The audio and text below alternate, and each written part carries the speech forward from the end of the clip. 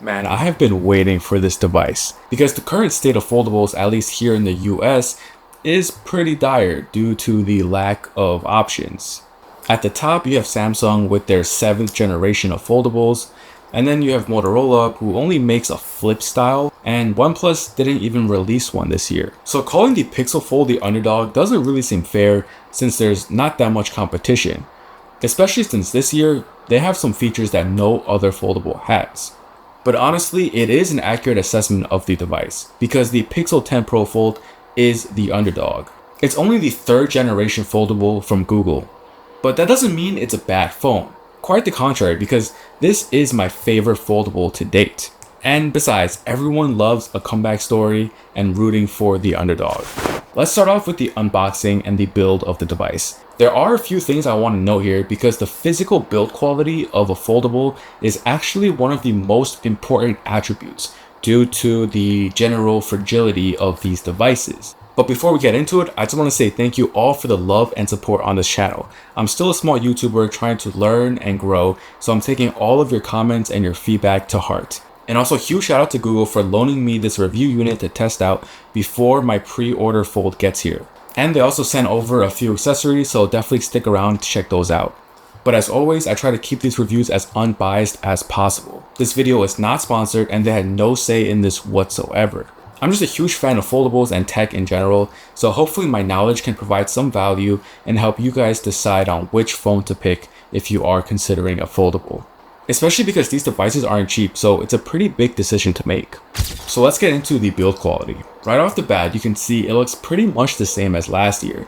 This falls in line with the rest of the Pixel 10 lineup with minimal updates. The Moonstone colorway has this pale bluish gray color with the matte silver rails and glossy hinge. I really wish there was a darker charcoal color or a true black like last year's, because in comparison, I just feel like this phone doesn't look nearly as cool. Personally, the darker colors just look more sleek and professional and fits the vibe of a foldable, especially since the multitasking capabilities lend itself to that type of work. And besides the color, the first difference I noticed were the buttons. And it's kind of hard to show on video, but these buttons are much clickier and firmer than last year.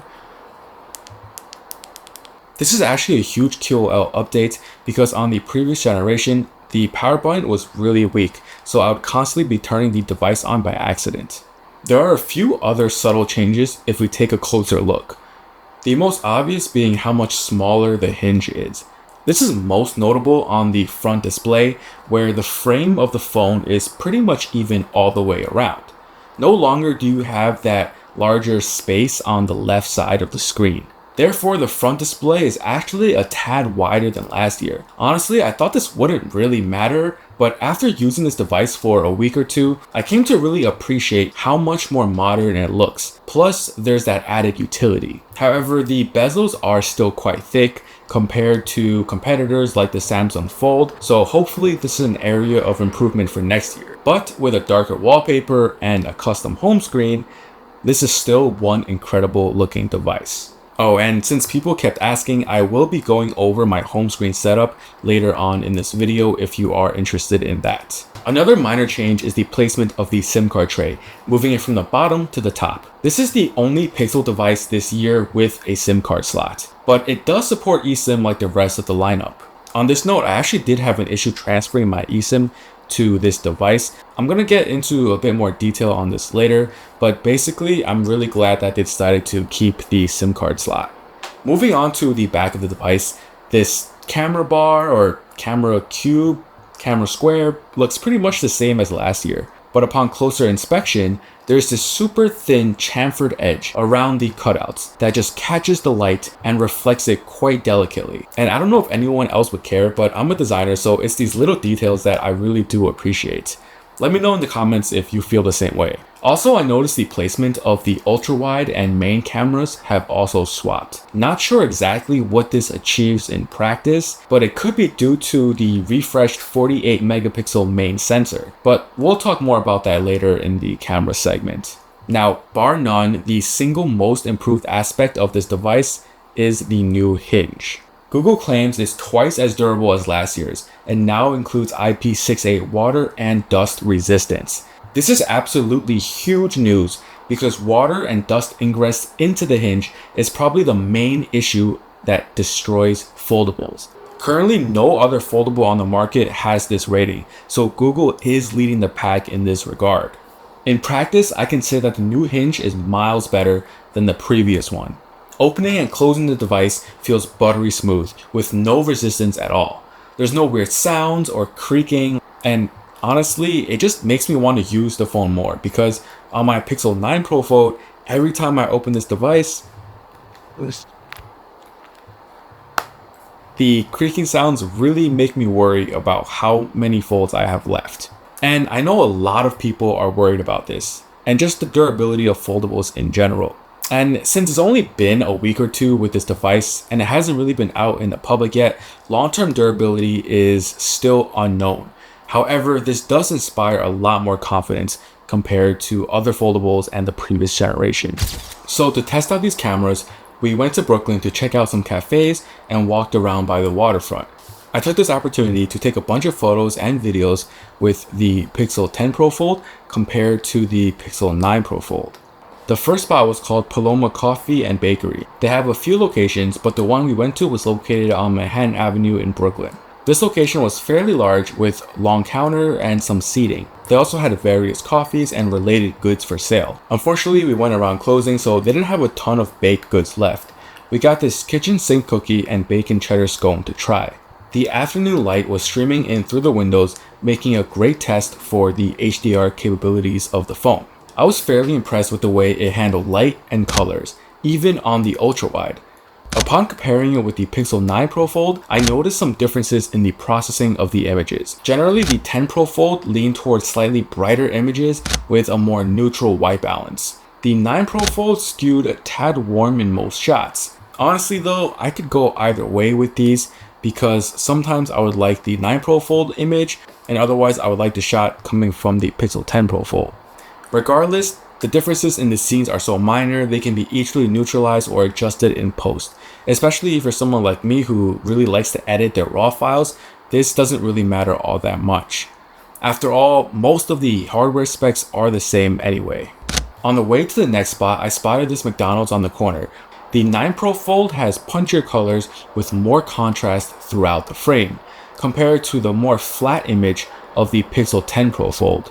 Again, the difference here is so minor, but because of all the computational work happening behind the scenes, it's really going to differ from scene to scene. So the next spot we went to was called Kettle Tea in Greenpoint. They specialize in Japanese green teas and offer tea tasting experiences as well. The space isn't too large, but it has a chill vibe with lots of artifacts on display. The lighting in here wasn't the best, mostly just a few small overhead lights with very little natural light. So it's in these scenarios where the updated processing of the Pixel 10 Pro Fold really shine. The colors are more vibrant and natural, especially noticeable in the warm wood tones.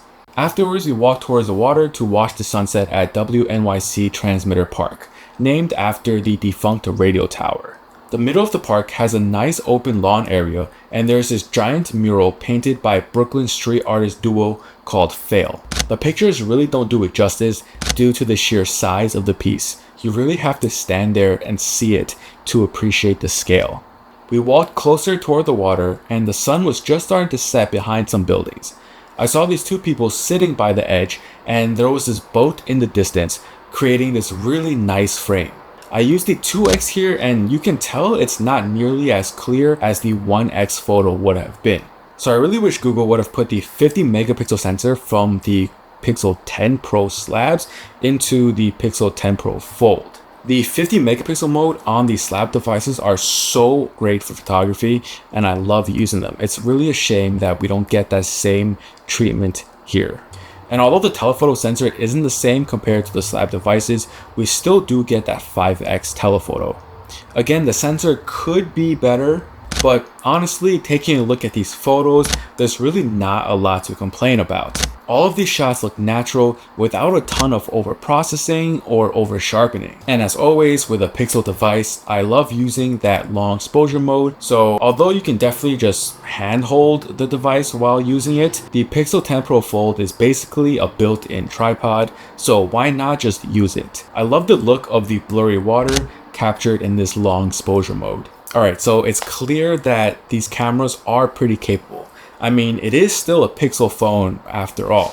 Is it the best? Not by a long shot. And I really wish they had put the cameras from the slab devices into the Fold. It would really help justify the price and push the Pixel Temporal Fold up to the top of the category. On a positive note, I do like how the Pixel RAW files are really easy to edit in Lightroom, and doing it on the Fold is that much better.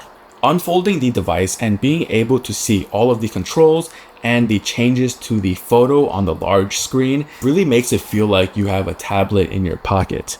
If this phone supported a stylus or some kind of pen input, that would really push this to the next level. But overall, I think the new Tensor G5 really completes the experience. Although it's not the fastest chip in this segment, it's more than capable to handle pretty much everything that I use my phone for, including multitasking. I even installed a few games to test out, and they ran surprisingly well. There were a few minor frame drops here and there, but honestly nothing terrible considering the amount of pixels that the GPU has to push on the unfolded display.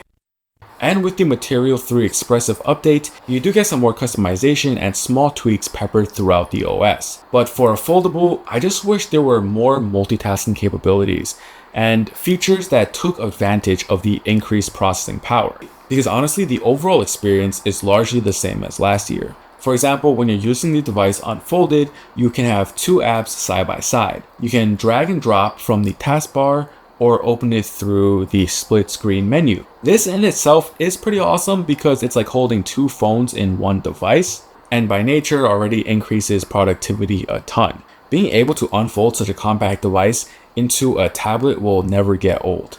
And for a real world use case, most recently I've been planning an upcoming trip to Japan, so everyone can use Google's My Maps to pin attractions, restaurants, and things to do. But it is a separate website and not integrated with the regular Google Maps app. So each time you want to check out a location to see the reviews and photos, it will launch the Maps app. This is super annoying having to switch back and forth between My Maps and Google Maps. But with the app pair, I can easily launch both at the same time and be able to navigate them together side by side on one display. And if anyone from the Google Maps team is watching this video, please try to integrate these two programs together.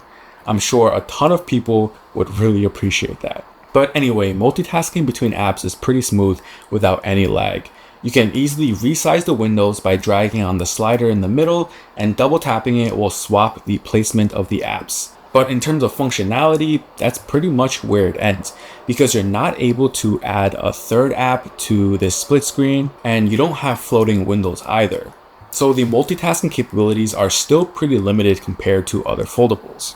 However, it is a worthwhile trade-off for that Pixel experience, and Google apps seem to be optimized to work really well together. For example, I can easily drag and drop photos into emails, and copying text or images from any app on the overview screen is such an underrated feature. But pro tip, when the device is open, you get one additional app slot in that taskbar. I can easily and quickly launch it with one click. For example, TikTok and Instagram for ultimate doom scrolling. So when the device is closed, I don't see that on my home screen. I also love how keeping an app slot empty allows the AI to fill the spot and suggest what app it thinks I'm going to open next. It's fairly accurate, and I even find myself getting annoyed at the phone for not getting it right, which just goes to show how much these features become second nature. And honestly, that goes for a lot of the Pixel AI features that Google has sprinkled in the OS. Most of them are really helpful, especially all of the call screening features, Circle to Search, and Gemini. I go more in depth on the AI features on my Pixel 10 Pro video, so check that out if you are interested. And since a lot of people have been asking about my home screen setups, I thought I would take some time to go over it in this video. I'm using KWGT Pro, which allows you to use custom widgets. So as you can see, these are all individual widgets that I can move around and customize on the home screens. The widget pack that I'm using here is called Glass Dots, and it's inspired by Nothing OS. The first page is fairly standard with just some useful info like weather and time. The second page has some more interactive elements for quick access, Like tapping on this button opens up the recorder, and this one shows battery life, and then I can also adjust volume. For this bottom widget, it has a photo frame, and I can launch settings, Google Home, and Gemini right from the home screen. I like using KWGT because I can fully customize my home screen to my own style, and honestly, that's the beauty of Android. Lastly, let's check out some of these Google accessories. The Pixel Snap Ring is actually quite useful. You can snap it to the back of the device, and the ring part flips out so you can use it as a kickstand, or you can slide your fingers through it for better grip when you're using the phone. The Pixel Snap Charger with stand is a perfect way to wirelessly charge and dock your phone. It can be attached in either direction, even with the fold open. But to take full advantage of the charging speeds, you do need a more powerful wall adapter like this Pixel Flex 67 watt dual charger, which can detect and prioritize charging your Pixel devices faster than other ones. And on that note, I'm happy to say that battery life has been surprisingly good. I've been getting 6 to 7 hours of screen on time, even with using the camera a lot and setting up the device. Of course, battery life will differ depending on how you use it, but compared to my Pixel 9 Pro Fold, the battery on that phone was pretty poor and I had to charge it at least once a day. Lastly, this Pixel Snap case is surprisingly thin and feels nice with this soft touch rubber material. It uses magnets to both attach to the phone, but also allow Pixel Snap accessories to work really well. I'm surprised they were even able to fit magnets into a case so thin. The obsidian color just makes me wish that they had a black Pixel 10 Pro Fold even more. And speaking of colorways, I really wish that some of these accessories came in other colors. It would be a great way for users to infuse a bit of personality into their Pixel devices. Alright, so to wrap things up, it's clear that there are certain features this generation that truly are industry-leading features. But overall, it's still not big enough of an improvement over the Pixel 9 Pro Fold to make it a no-brainer type of upgrade. Especially at $1,800 USD, you can buy both a tablet and a phone and not have to compromise on either device. However, if you want the best of both worlds and be able to fit it into your pocket, well, then the Pixel 10 Pro Fold is highly recommended. Honestly, after using this phone for about 2 weeks, I really don't see a better solution. All of those minor improvements really do add up to make this the best foldable experience that I have used. For example, the improved hinge with the IP68 rating is something that you feel every time you unfold the device. The increased screen brightness is also much appreciated, especially for that extra glossy inner display. You can see it in bright sunlight so much clearer. Even the crease looks slightly less distracting, all that could just be due to it being a new device. But remember that this phone isn't perfect, and although the software nails that Pixel experience, it's still lacking some of those core multitasking features that power users are looking for. And on the hardware side, the vibration motor, speakers, and cameras all have sacrifices made for this form factor. Plus, I'm still not a huge fan of eSIM, and like I said earlier, I had some difficulty transferring it over to this device. But it wasn't this phone's fault at all. Somehow between transferring it threw an error, and then neither of my phones had signal. So I had to call T-Mobile to get it figured out. But that inherently is an issue if none of my devices had a signal to begin with. But anyway, that's not the fault of this phone. It's just a qualm of eSIM, so that's why I really appreciate that this phone still has a physical SIM tray. And personally, I think I can live with most of the shortcomings on this device. However, as an art director and photographer, I am mostly disappointed with these cameras. Not because they're that bad by any means, it's just that I know how much better they could be when compared to the Pixel 10 Pro slab phones. So overall, this is still my favorite foldable to date, despite the flaws. Google is already making huge strides to lead the pack, and I truly hope they are able to carry this momentum forward and create a class-leading device next year. For now, I have no issues recommending the Pixel 10 Pro Fold. I will be making a couple more videos using this device over an extended period of time to see how it performs after some updates and see if some of the bugs are fixed. So in the meantime, let me know if you guys have any questions and I'll try to answer them in the comments below. If you found this video helpful, please hit that thumbs up and share it with someone else who could be considering a foldable. So thank you guys so much for watching, and I'll see you next time. Peace.